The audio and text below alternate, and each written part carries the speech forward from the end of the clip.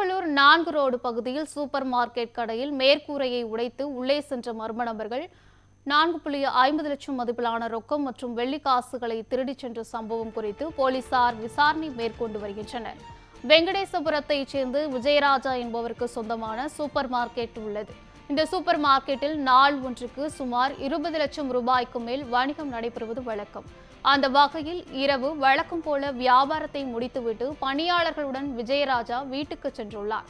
மீண்டும் காலை வழக்கம் போல விஜயராஜா கடையை திறக்க வந்தபோது கடையின் பின்பக்கத்தில் உள்ள கணக்கு பிரிவு அலுவலகத்தின் மேலிருந்த தகர மேற்கூரை உடைக்கப்பட்டிருந்ததை கண்டு அதிர்ச்சி அடைந்துள்ளார். உள்ளே நுழைந்த மர்ம நபர்கள் சூப்பர் மார்க்கெட் கடையில் இருந்த 3.50 லட்சம் ரொக்கப்பணம் மற்றும் வாடிக்கையாளர்களுக்கு பரிசு வழங்குவதற்காக வைக்கப்பட்டிருந்த 10 கிராம் எடையுள்ள 44 வெள்ளி நாணயங்கள் என மொத்தம் 4.50 லட்சம் மதிப்பிலான ரொக்கப்பணம் மற்றும் பொருட்களை திருடிச் சென்றது அவருக்கு தெரிய வந்தது.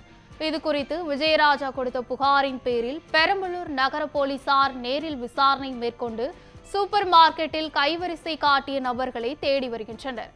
மேலும் மோப்பநாய் தடை அறிவியல் சோதனையும் நடத்தப்பட்டுள்ளது. பெரம்பலூர் நகரின் பிரதான சாலையில் பொதுமக்கள் 24 மணி நேரமும் நடமாட்டம் உள்ள பகுதியில் சூப்பர் மார்க்கெட்டின் கடை உள்ளே நுழைந்து 4.50 லட்சம் மதிப்பிலான பொருட்களை திருடிச் சென்ற சம்பவம் வணிகர்களிடையே அச்சத்தை ஏற்படுத்தியுள்ளது.